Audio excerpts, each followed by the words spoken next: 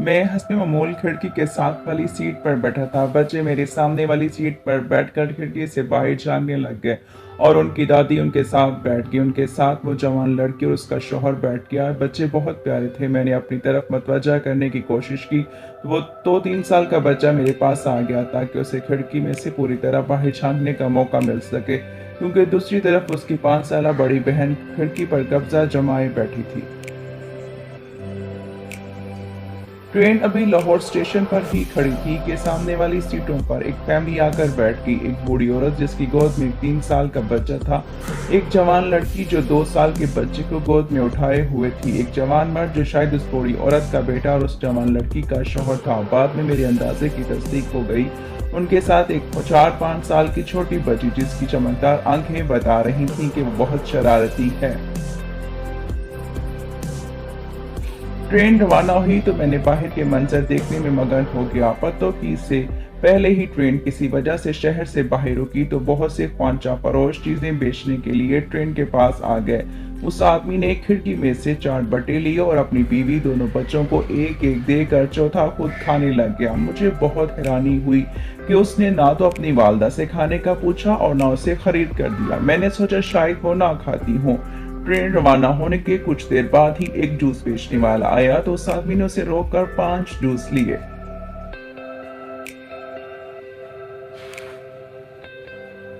और फिर पहले की तरह 4 बीवी और 3 बच्चों में तकसीम किए और 5वां खुद पीने लग गया। उसकी वालदा उसकी तरफ देखती रही, लेकिन न जाने क्यों उसने इस दफा फिर वालदा को नजरअंदाज कर दिया। वो बूढ़ी औरत मायूस होकर खिड़की से बाहर देखने लगी। छोटी बच्ची ने दादी की तरफ जूस किया कि अम्मी मेरा जूस पी लो, तो औरत ने आंखों में आंसू भरकर आयशा से कहा, बेटा तुम पियो, मुझे लेकर देना होता तो तुम्हारे पापा ले देते। ये सब देखकर मुझे बहुत गुस्सा आया। मेरा पारा एकदम चढ़ गया। उस आदमी को बच्चे के साथ खेलता देखकर मेरे साथ बैठी औरत ने कहा, ये उम्र कितनी अच्छी है और वालिदैन बच्चों का कितना ख्याल रखते हैं, लेकिन बास दफा औलाद जवान होकर माँ बाप का ख्याल नहीं करती। उस पर उस आदमी ने कहा, नहीं जी, जो हलाली होगा वो माँ बाप का ख्याल जरूर करेगा और कोई बदबख्त ही होगा जो अपने माँ बाप का ख्याल नहीं करेगा। हम लोग माँ की अजमत पर तो बहुत बातें करते हैं और माँ बाप का ख्याल भी रखते हैं, लेकिन शादी के बाद बहुत से मर्द हजरात का रवैया अपने माँ बाप से बदल जाता है और उसके लिए पहली तरजीह उसकी बीवी और बच्चे हो जाते हैं।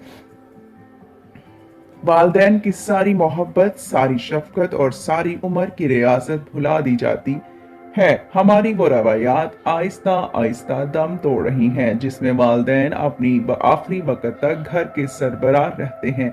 अल्लाह का शुक्र है कि अभी बहुत से घराने ऐसे हैं जहां वालिदैन उनका मुकाम नहीं छीना चाहता।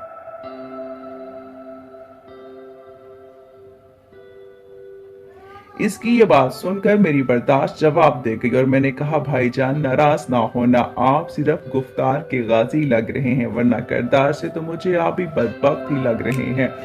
पहले बटे लेते हुए भी आपने अपनी माँ को नजरअंदाज किया और अब जूस लेते वक्त भी आपने अपनी बीवी बच्चों के सामने रखा। अपनी माँ के लिए जूस का डिब्बा लेने की तौफीक नहीं हुई और वो बेचारी अपने आंसू छुपाने के लिए मुंह दूसरी तरफ करके बैठी हैं। मेरी बात सुनते उस आदमी का रंग फाक हो गया, उससे कोई जवाब ना बन पाया। उसकी माँ कहने लगी, कोई बात नहीं, अल्लाह सलामत रखे मेरे मियाँ को, जब तक वो है मुझे कोई परवाह नहीं। शायद मेरे बेटे को याद नहीं रहा कि मैं भी उनके साथ सफर कर रही हूँ। उसके बाद बाकी 1 घंटे के सफर में वहां बिल्कुल खामोशी छाई और मैंने उस आदमी का झुका हुआ सर दोबारा उठते ना देखा। लेकिन जैसे जैसे हम तरक्की के मनाजिल तय कर रहे हैं, वैसे वैसे हमारे मुल्क में ओल्ड हाउसेस की तादाद में इजाफा होता जा रहा है। अल्लाह के नबी सल्लल्लाहु अलैहि वसल्लम ने बद्दुआ दी है उस शख्स को जो अपने माँ बाप की बुढ़ापे में खिदमत करके जन्नत ना कमा सका। कितने बदबख्त हैं वो लोग जो अपनी जन्नत को खुद अपने हाथों से ओल्ड हाउस में छोड़ आते हैं। अल्लाह हमें ऐसी तरक्की से बचाए।